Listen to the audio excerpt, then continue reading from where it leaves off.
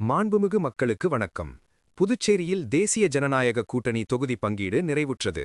அதன்படி என்ஆர் காங்கிரசுக்கு 16, பாஜக 10, அதிமுக லாஜகவுக்கு தலா 2 தொகுதிகள் ஒதுக்கீடு செய்யப்பட்டுள்ளன. இதில் கடந்த முறையை விட அதிமுக மிக குறைந்த தொகுதிகளில் போட்டியிடுகிறது என்பது கவனிக்கத்தக்கது. புதுச்சேரியில் கடந்த தேர்தலில் என்ஆர் காங்கிரசுக்கு ஒதுக்கப்பட்டதைப் போல் இம்முறையும் 16 தொகுதிகள் ஒதுக்கப்படுகிறது. அதே நேரத்தில் பாஜகவுக்கு கடந்த முறை 9 தொகுதிகளை விட கூடுதலாக ஒரு தொகுதி சேர்த்து 10 தொகுதிகள் ஒதுக்கியுள்ளனர். அதிமுகவுக்கு கடந்த முறை 5 தொகுதிகள் ஒதுக்கப்பட்டன. தற்போது 2 தொகுதிகள் மட்டுமே ஒதுக்குகின்றனர். அதேபோல் புதிய கட்சியான லாட்டரி அதிபரின் லாஜகவுக்கு 2 தொகுதிகள் ஒதுக்கப்படுகிறது. இது பற்றி என்டிஏ வட்டாரங்களில் விசாரித்தபோது கடந்த தேர்தலில் போட்டியிட்ட தொகுதிகளை உறுதிப்படுத்திய சூழலில் முத்தியால்பேட்டை, லாஸ்பேட்டை தொகுதிகளில் என்ஆர் காங்கிரஸ் இம்முறை போட்டியிடுகிறது. அதே நேரத்தில் மாஹே, ராஜ்பவன் தொகுதிகளை பாஜகவுக்கு விட்டுத் தந்துள்ளது. இதில் அமைச்சர் தொகுதியான ராஜ்பவனில் பாஜக மாநில தலைவர் ராமலிங்கம் போட்டியிடவுள்ளார்.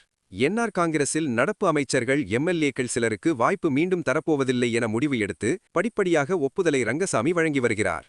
அதேபோல் பாஜகவிலும் முன்னாள் அமைச்சர் உள்ளிட்டோருக்கு வாய்ப்பில்லை. லாஜக கட்சியான காமராஜர் நகரில் கட்சித் தலைவர் ஜோஸ் சார்லஸும், நெல்லித்தோப்பில் பாஜக அமைச்சர் ஜான்குமார் மனைவியும் போட்டியிடுவார்கள். இது தொடர்பான முறையான அறிவிப்பு விரைவில் வெளியாகும் என்றனர். இதுபோன்ற செய்திகளுக்கு உடனே சேனலை சப்ஸ்கிரைப் பண்ணுங்க. நன்றி.